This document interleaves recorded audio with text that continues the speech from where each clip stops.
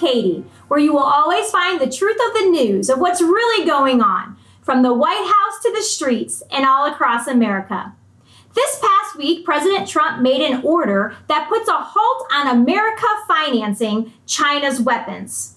Peter Navarro, who is an assistant to the president and director of the White House Office of Trade and Manufacturing Policy, said in an article that American capital should not be used to finance the development and construction of China's military weapons that are literally aimed at killing Americans and driving the U.S. military out of Asia.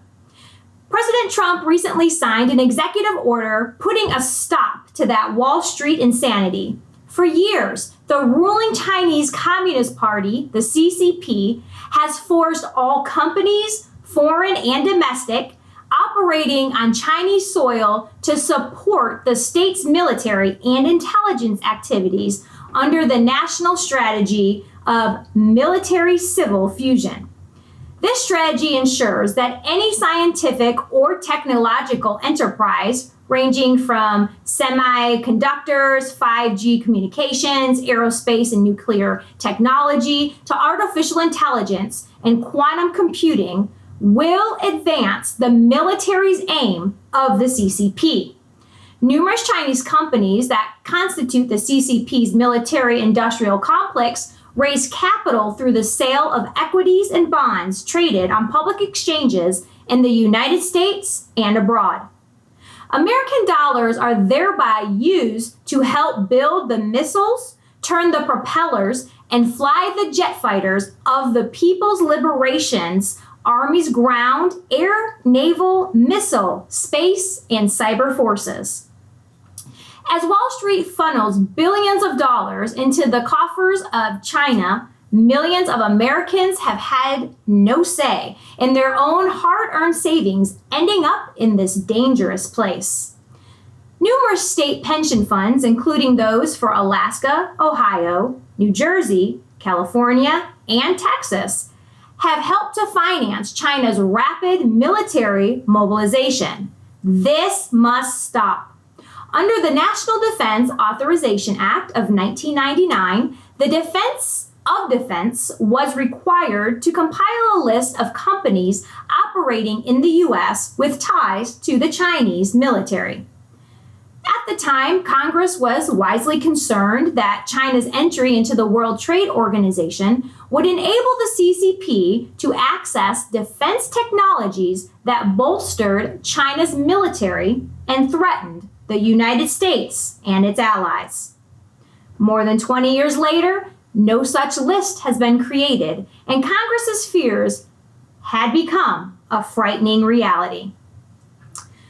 Under President Trump's leadership in June of 2020, the Department of Defense at last published a list of Chinese military companies that have been operating directly or indirectly in the United States. The list was augmented in August. The 31 companies on the list span nearly every industry of China's military aventurism. Consider the Aviation Industry Corporation of China. It builds a fifth-generation fighter, the Chengdu J-20, which is based on designs stolen from the Pentagon for the F-22 and the F-35. Huawei is the tip of the spear for battlefield artificial intelligence, and it's Chinese digital surveillance and often very real concentration camps. Consider, too, China Shipbuilding Industry Corporation. It is churning out all of the naval hardware designed to sink our aircraft carriers and to drive America out of the Pacific. It's theater of the absurd for the American pensioner or investor to support such activity. President Trump's new executive order halts American investment in these predatory corporations, as well as any other enterprise determined to be a Chinese military company in the future, exploited by the CCP to take American lives and savings. In the years to come, not only will these Chinese companies lose flows of revenue that otherwise would have fueled the growth of the CCP's military, But American savings will no longer be funneled abroad by Wall Street profiteers. Time and time again, President Trump has stood up courageously to the malicious manipulation of America's economy and financial systems by China. He has emphasized two simple rules: buy American, hire American. This new executive order only adds to the list of dozens of other bold actions taken over the past 4 years by President Trump to protect Americans and secure our homelands. We can stand proud of what our president and the administration are accomplishing despite the unfortunate fake news that so many outlets are reporting. But that's why you can always rely on Real News with Katie to bring you the truth about what's really going on from the White House and all across America. Check back right here every Wednesday and Friday for new reports. To stay up to date on news you can count on, hit that subscribe button. And to support real news being reported, press that like button.